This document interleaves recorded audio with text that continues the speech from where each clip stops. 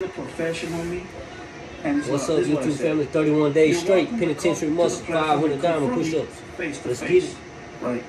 About this young man's demise. At any given time. I'll clear a schedule for you any day. Just send me up. Damn. I said that so there wouldn't be no excuses. Right. I'll clear a schedule. I don't give a fuck who I got.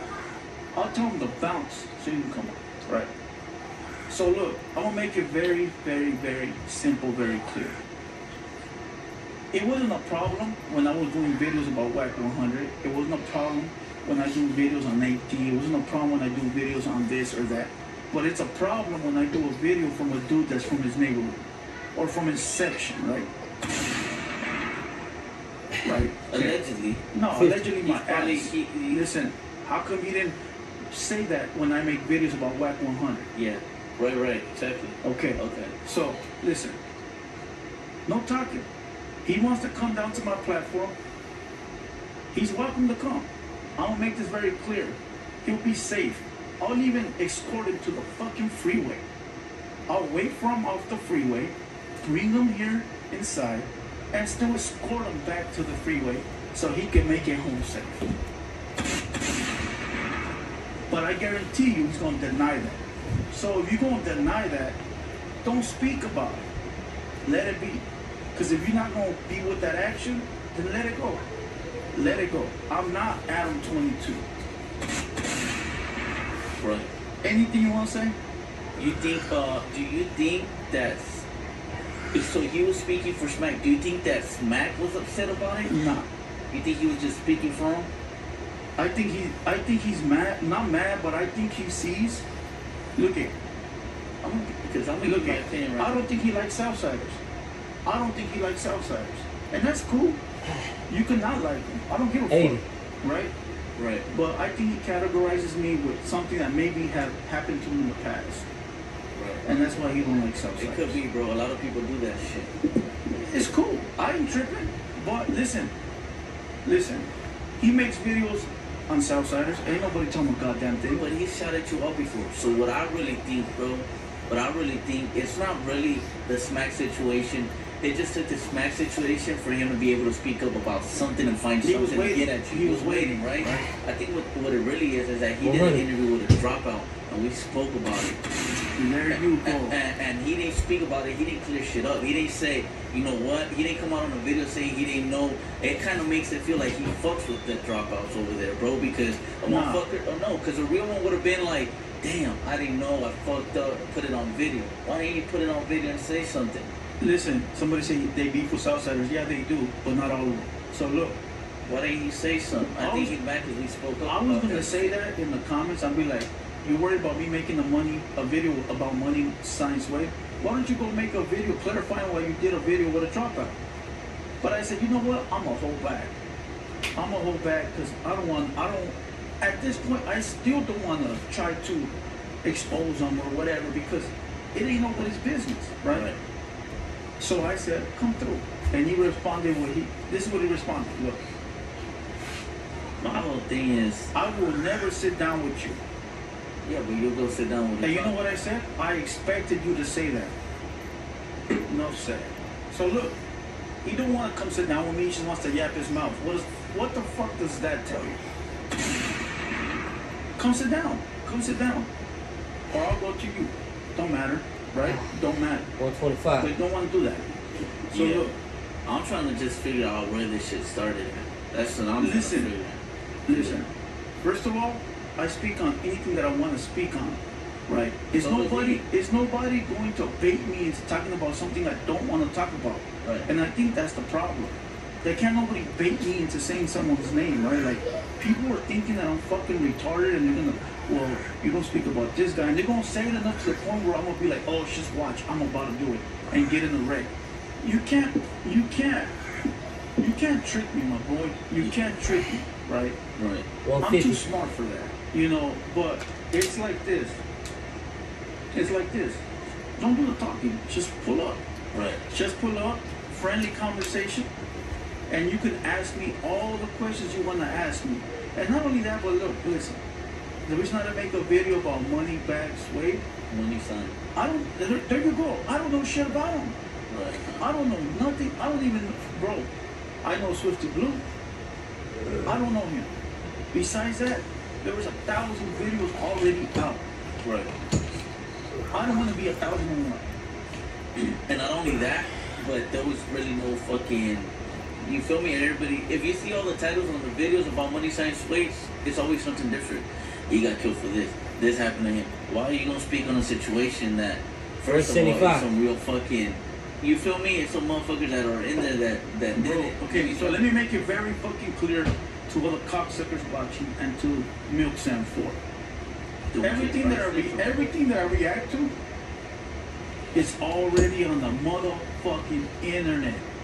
Did you see Moneybag Sway making videos on YouTube about his affiliation or anything like that I can grab a video and react to?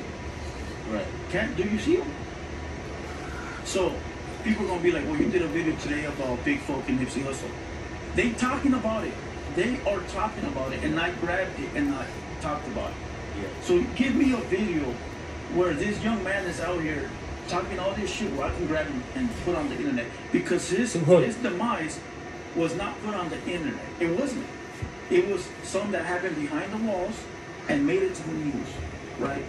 And now you see everybody and their grandma using it for clout. Yeah. Come on, get with the program. You know, it was just an open investigation. Yeah, you know. And rest in peace to Money Sign Sway, you know? Like, fuck. There you go. Can we leave that shit alone already?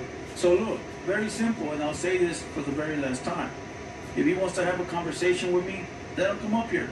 Go send this to him, clip it. Let's see what he says. Go tell him he can come down here. Let him know that he can fucking sit down with me, do what he do. If he don't, then it is what it is, right? But I'll tell you like this. There's really nothing he can say. Right? There's really nothing he can say. What could he possibly say? Yeah. What could he possibly say?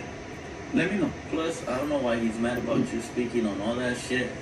And not that, if he speaks on everything too, he speaks on Mexican. He spoke about the Money Sign Sway situation. Like what? Bro, listen. You feel me? He reacted to that Bozo video and shit. Listen, I don't give a fuck what he does. I don't. And I'll still watch his content. Because I don't even want to label myself shit. But I'm going to still watch his content. Because I ain't bothered. I know real from fake. Right. You feel what I'm saying? But it's just the fact that it's like, damn, you feel like that? Then what's up? Right? Like, I think in his mind, look, you put it like this. I'm not Adam 22. Come kick my gate. That's all I can say. Come kick my gate. That's all.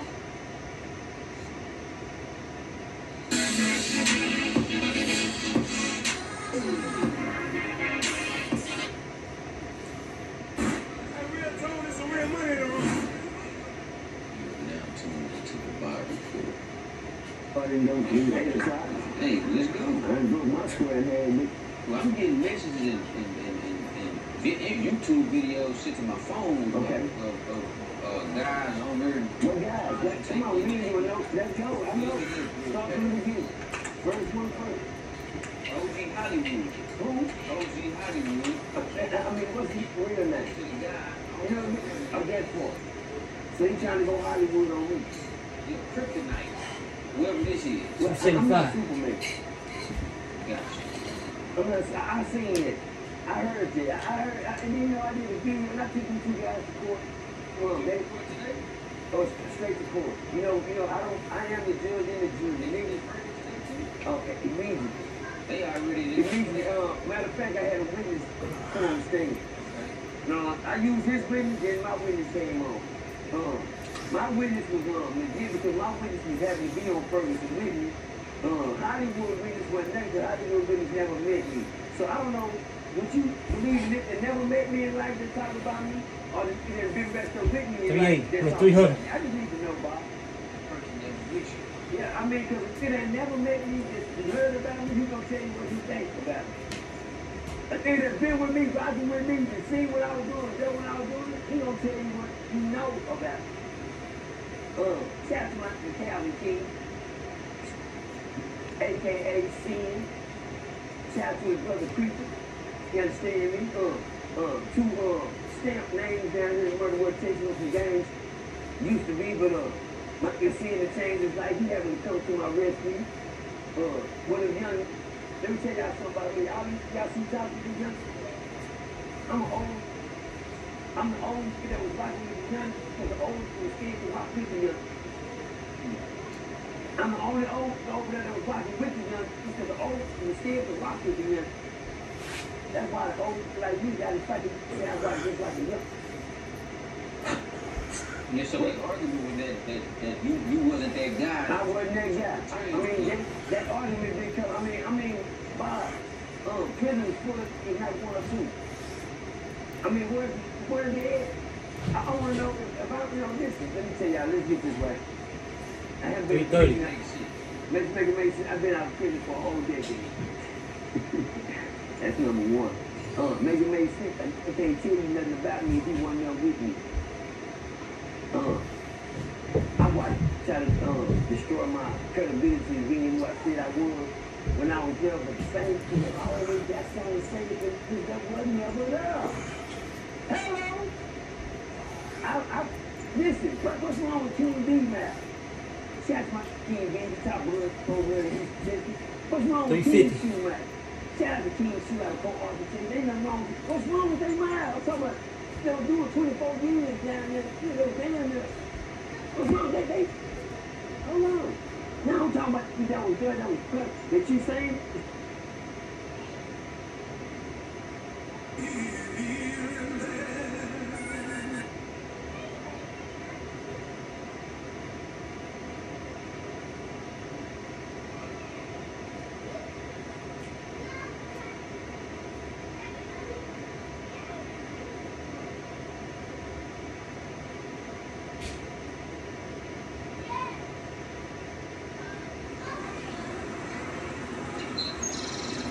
The story of the Bible begins with God creating a beautiful world and then sharing it with all of his creatures. And he appoints Adam and Eve to rule it on his behalf. And God gives them access to his wisdom and life, but then tells them that there's one tree they can't eat from because it will lead to death. So they have a choice about how to rule with God.